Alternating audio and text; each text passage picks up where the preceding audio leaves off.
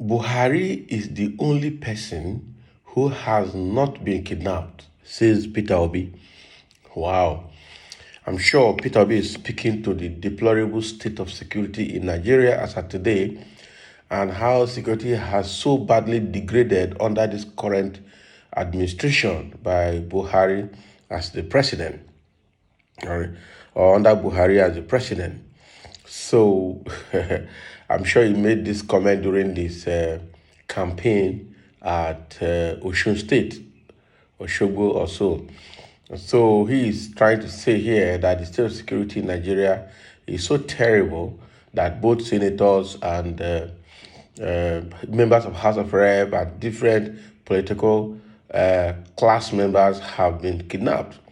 All right, it's only the president and the vice president that have not faced kidnap threat. Even at that, there are stories, especially in the last 1 week, how the movement of the president was targeted by bandits but missed him. So that's how bad it is. Let's see what Peter Obi has to say more about this deplorable state of security in Nigeria. Labour Party's presidential candidate, Peter Obi, has said that the state of security in Nigeria is so bad that it is only President Muhammadu Buhari that has not been kidnapped. That is a bit of, how do I put it? In figures of speech, right? This is more of, it sounds exaggerated, but it's trying to explain the state of security in Nigeria. According to him, dignitaries, including senators, have been kidnapped. He said this during a town hall meeting on a channel television on Sunday, noting that no one was safe. Senators have been kidnapped. It's only left for president to be kidnapped, so nobody is safe. He said on how he will tackle security. For our men and women in the security, we will ensure they are motivated and supported and properly insured and make sure they are confident their families are protected in case something happens to them. All procurement in the military and other sectors must be transparent. It must be measurable and visible. The days of doing things hidden are gone. That's good. We need to involve every community in Nigeria in security, where each community secures their community and shares information with other communities. We have to be alive for the Constitution to be amended, not wait for all of us to be dead before doing something. I will use my powers as the president and commander-in-chief to secure Nigeria as quickly as possible. Wow. So this is what Peter Obi is saying.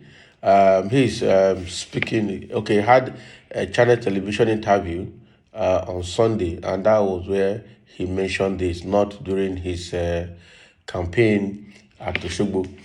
So what he's trying to say here is that the state of security in Nigeria is so bad that senators have been kidnapped, other dignitaries have been kidnapped. It's left for Muhammadu Buhari and probably his vice president to be kidnapped as well.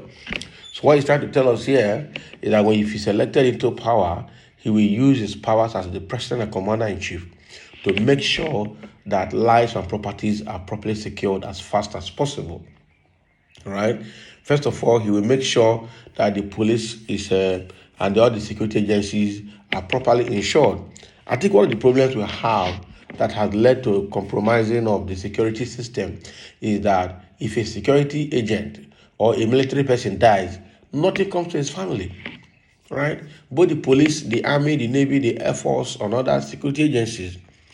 Now, somebody has signed his life to secure and protect the territorial integrity and the internal system of Nigeria, but there's no insurance for him. So that is one side that's parasitic. All right, that means the Nigeria as a nation is collecting from the individual without giving anything back to individual and his family. That is a parasitic relationship, and that is exactly what we have in Nigeria, both in taxation system, revenue drive system, security system, people offering their talents and their life, for the betterment of Nigeria.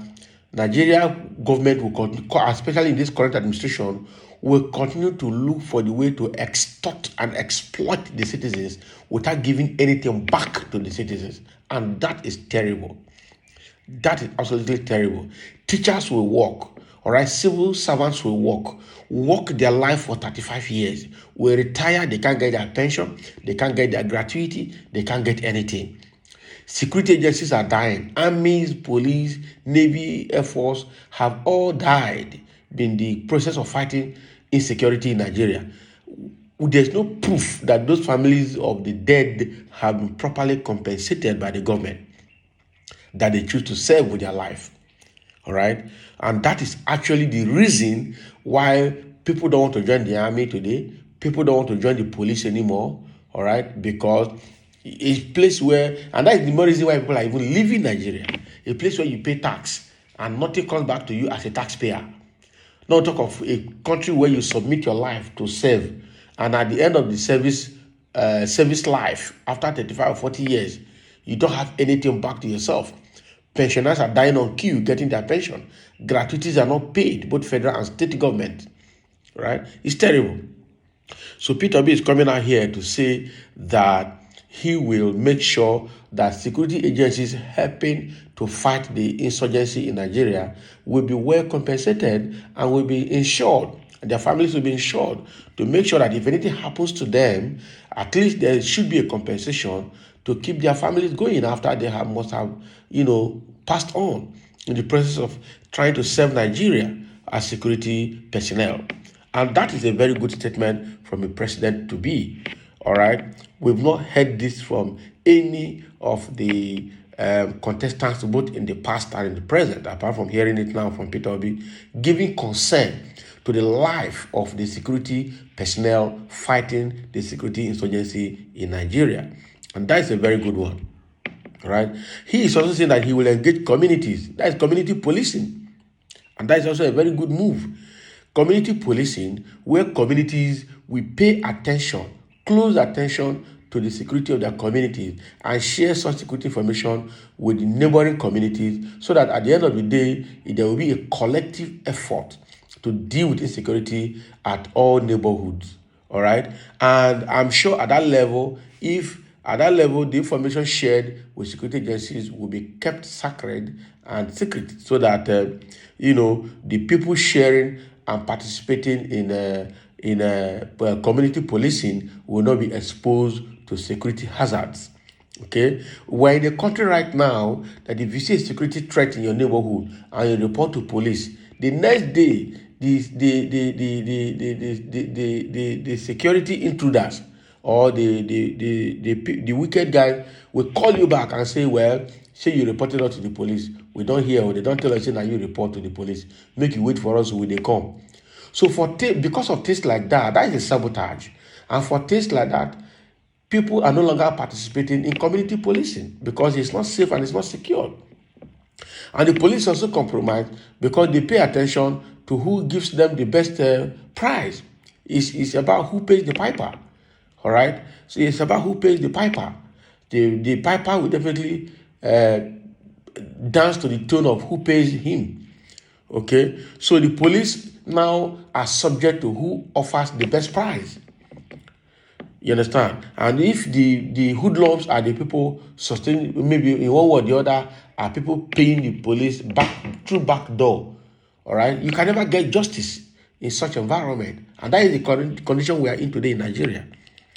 So it's quite unfortunate that it's happening, but Peter B has decided that if he's elected into power, he's going to involve community policing and he's going to do it in such a way that everyone will be safe and secure participating in it as well.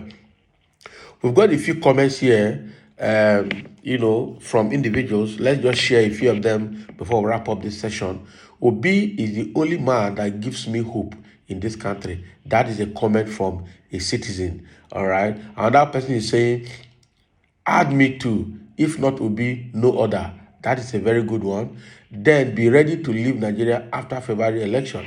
And I'm sure that must be from an opposition party personnel saying that we should be ready to leave Nigeria because if by February election Peter Obi loses, it means that there's no hope for such person and he should leave Nigeria. That is what somebody is saying here. I'm sure this person does not have good intention for Nigeria, frankly speaking, if he's not wishing Peter Obi to win. Buhari is truly the only person not kidnapped because he is the grand patron of Fulani terrorists and Boko Haram kidnappers. You don't kill or kidnap your boss or prosecutor or protector rather. You see? So somebody is giving a reason why Buhari is the only person that has not been kidnapped.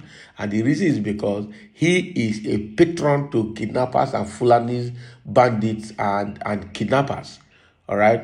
That is because if Buhari can say that communities being terrorized by Fulanis should try and accommodate the Fulanis in their communities, how can you accommodate somebody that is fighting you and collecting your land?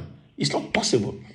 The same Buhari prior to 2015 that he came into power said a fight against Boko Haram is a fight against the North.